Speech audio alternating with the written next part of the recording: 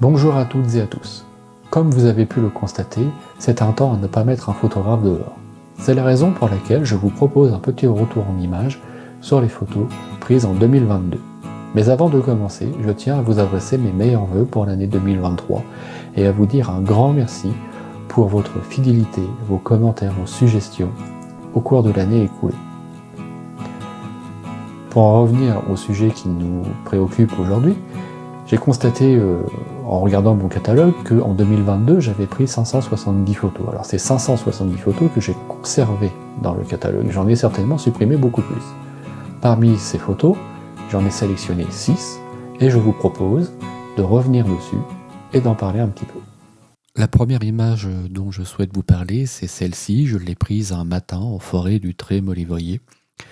Et j'aime particulièrement cette photo car elle représente vraiment ce qui pour moi est le matin. C'est le soleil vient de se lever.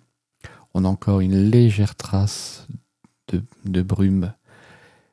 Les nuages là sont bien éclairés par le soleil. On a encore une lumière assez rasante et bien dans les teintes orangées.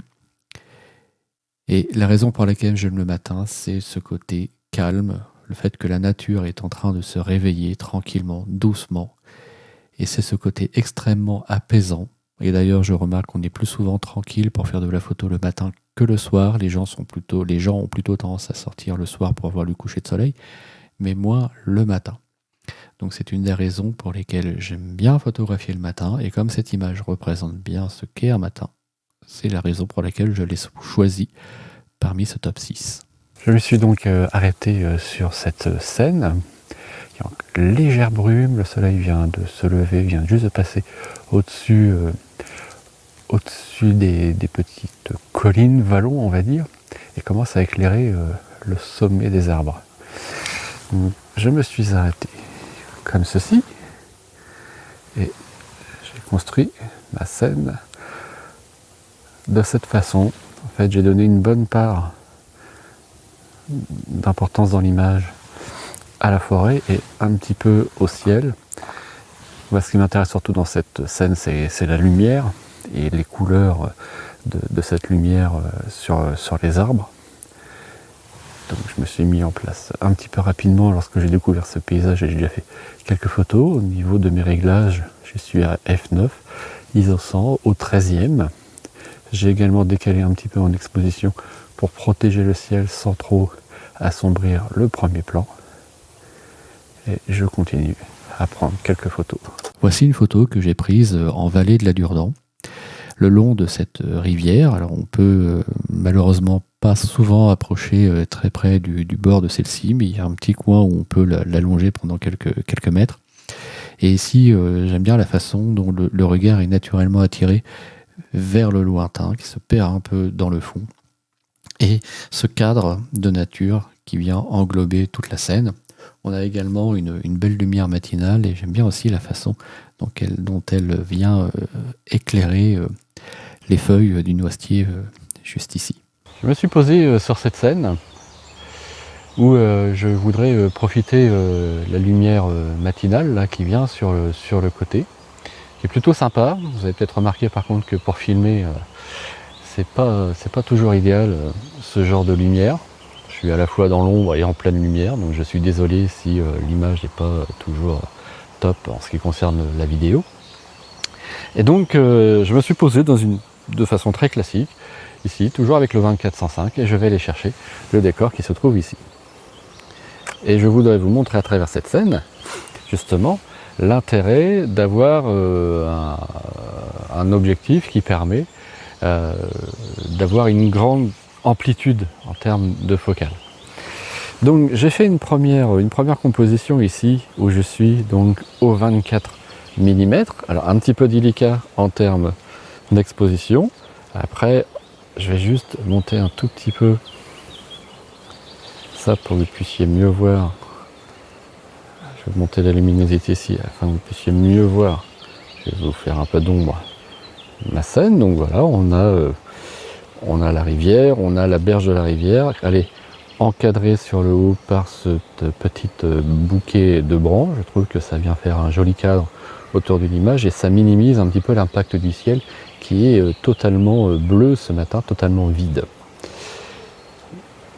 Au niveau de mes réglages, là ce que je vais faire, c'est que je suis en exposition manuelle et je vais décaler légèrement mon exposition pour être sûr d'essayer d'avoir tout en une seule prise. Voilà, je sous-expose très légèrement, mais en veillant à ne pas venir boucher les ombres et de récupérer un petit peu de matière dans le ciel. Donc, ce qui me donne F13 au 8e.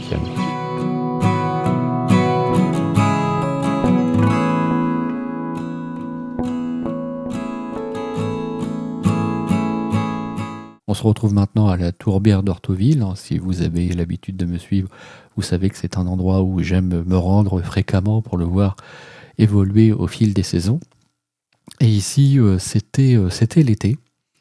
Et ça fait déjà maintenant une bonne année qu'une partie du site est fermée suite à une tempête qui a eu lieu l'automne dernier, qui a endommagé un bâtiment, lequel sert de lien entre les deux parties du site. Et malheureusement, ce bâtiment est inaccessible, ce qui rend la moitié du site inaccessible. Et c'est dommage. Donc ça fait plusieurs fois que je me rends à la tourbière d'Orthoville depuis cet incident. Et à chaque fois avec l'espoir que la totalité du site sera ouverte. Malheureusement, ce jour-là, ça n'était pas le cas. Donc ça m'a obligé à essayer de trouver une autre approche d'un même paysage. Et je me souviens que j'étais plutôt content des photos que j'ai ramenées de cette sortie. Notamment celle-ci. Alors j'ai souvent tendance, lorsque je vais à la tourbière d'Orthoville, de faire à peu près le même panorama. Et ici, j'ai eu la chance, ce matin-là, d'avoir quelques beaux instants de lumière avec ce ciel un petit peu chargé, mais le soleil qui se levait dans mon dos a été suffisamment présent pour éclairer les nuages et apporter des belles teintes orange et bleu au ciel qui se reflétaient plutôt bien sur les eaux du lac. Et le reflet des arbres aussi sur le lac apporte aussi beaucoup de choses à cette image. Donc vraiment une de mes images préférées de l'année pour cette atmosphère, cette belle lumière, ce beau ciel. Je me suis installé en position portrait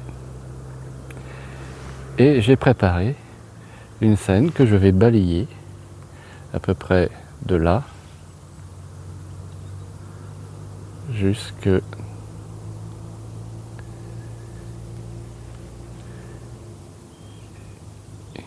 on va dire jusqu'ici. Alors on voit le ponton au début et à la fin, c'est pas grave parce que de toute façon cette image sera recadrée. Et donc je voulais quand même profiter de cette lumière. Et après, je me mets en quête de photos inédites. Cette photo-ci est radicalement différente. On se retrouve sur la côte d'Albâtre, à proximité de Saint-Valery-en-Caux. C'est le jour où j'ai fait une sortie pour tester des filtres magnétiques. Et j'avais repéré cette structure au loin lors d'une sortie précédente. Et ce jour-là, je me suis aventuré un petit peu au pied des falaises. C'est pas non plus une recommandation que j'aurais tendance à vous faire.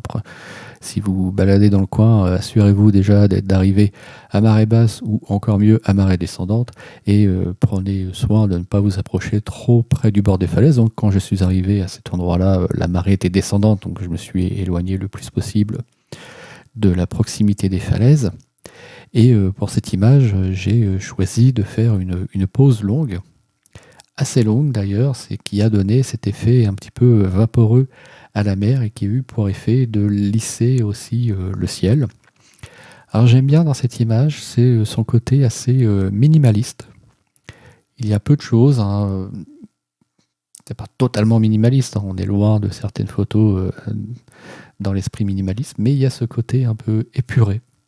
Et au moment du développement, j'ai justement voulu faire ressortir ce côté un petit peu simple, en désaturant un petit peu les couleurs et en essayant de ne pas récupérer trop de détails dans le ciel, en gardant aussi un ciel uniforme, une mer assez uniforme, et une sorte de camailleux, de gris, mais qui garde une certaine chaleur. Et c'est ce que j'aime bien dans cette image, ce côté simple et pur. Alors, en ce qui concerne ma prise de vue, Alors, je disais que j'allais être plus performant que la première fois. Il faut peut-être juste que je pense à vérifier mon temps de pause sans le filtre. Alors, je retire le filtre. Alors, c'est aussi ça l'avantage du filtre magnétique. C'est que si on se trompe, hein, on ne passe pas 30 secondes à visser et à dévisser le filtre. Alors là, sans le filtre, décidément, je ne suis pas très bien réveillé, moi. Sans le filtre, j'ai un temps de pause au 25e. Alors c'est pareil, tout à l'heure, je me suis trompé en utilisant l'application. Donc, on va la refaire en mieux. Donc, j'ai un temps de pause au 25e. Voilà. ISO 100. F11. Ce qui me donne une vitesse d'obturation de 41 secondes. Et ben on va regarder ça. Parce que forcément mon appareil tout à l'heure il m'a indiqué 30 secondes. De toute façon, dans ce mode là il ne peut pas aller au-delà des 30 secondes. Donc j'en remets le MD1000. Et puis je reviens dans un instant car je vais avoir besoin de la télécommande. La télécommande est en place. Je me mets en mode bulbe. Voilà, je vais me remettre à F11. ISO 100 et on a dit 40 secondes d'exposition. C'est parti. Nous voilà 40 secondes plus tard. Bah écoutez, le temps d'exposition m'a l'air correct. Je suis légèrement surex un petit peu dans le ciel. Mais c'était pas évident. Ah là là. Voilà. Là donc à des temps de pause comme ceci, on a vraiment une eau là très lissée, très cotonneuse. C'est un peu le genre d'effet qu'on le recherche. Et qui vient bien contraster avec le côté totalement statique des photos. Cette photo a été prise cet automne sur le site naturel des Basses Eaux, donc c'est aussi sur la vallée de la Durdan. Et enfin, pour une fois que j'arrive à sortir un week-end en automne, j'ai eu de la chance d'avoir un petit peu de brume, ce qui est quand même quelque chose de particulièrement rare, surtout lorsqu'on a l'occasion de ne sortir que une fois par semaine. Donc les probabilités pour avoir des conditions idéales sont assez limitées. Mais ce jour-là, j'ai eu un peu de chance parce que j'ai eu de la brume et un petit peu de soleil, donc ce qui m'a apporté vraiment une belle lumière. Aussi, lors de cette sortie, j'ai voulu essayer de sortir un petit peu de mes habitudes en ce qui concerne les angles de prise de vue. Et donc, j'ai expérimenté plusieurs choses au niveau de cet escalier et cette version verticale de la scène me plaît bien à plusieurs raisons. Tout d'abord, au niveau de la composition, on a bien cet escalier qui emmène le regard se promener dans la scène, et puis on a ces couleurs de l'automne là, qui commencent à être bien marquées, et puis la lumière là, sur le coin supérieur gauche qui vient se mélanger un petit peu avec la brume et qui vient simplifier un petit peu le fond de la photo tout en apportant de la profondeur et en atténuant un petit peu les couleurs. C'est la raison pour laquelle souvent la brume ou le brouillard est vraiment des conditions atmosphériques que l'on recherche lorsque l'on fait de la photo de paysage en forêt, car ça va permettre de simplifier les scènes et d'amener de la profondeur au paysage forestier. C'est la raison pour laquelle j'ai retenu cette photo dans ce top 6. Alors, en mode portrait, je vais peut-être donner un petit peu plus d'importance à mon premier plan. Par contre, je risque d'avoir un ciel beaucoup plus présent. Donc pour cette deuxième vue, je vous fais voir directement sur le dos de l'appareil photo. Donc ici, en effet, je donne plus d'importance au premier plan, mais je vais aussi donner plus d'importance à l'arrière-plan avec la lumière. Chose qui n'est peut-être pas inintéressante, mais je vais essayer quand même de minimiser un tout petit peu l'impact du ciel dans cette image-là. J'ai bien envie soit de couper... Non, je vais inclure l'arbre à droite, comme ceci. Et donc là, j'ai un premier plan qui va être assez présent du fait de la position relativement basse que j'ai adoptée sur le trépied. Donc j'ai cette première marche qui est bien visible, on a bien le chemin qui continue. Et puis la zone derrière là, qui se fond un petit peu avec ce qui reste de brume et la lumière qui arrive sur le côté, qui donne de jolies couleurs sur cette scène. Je vais tourner un petit peu mon filtre polarisant. Voilà. pour essayer de réduire un petit peu la brillance sur les marches. Je suis toujours à F13 et je vais faire le point ici.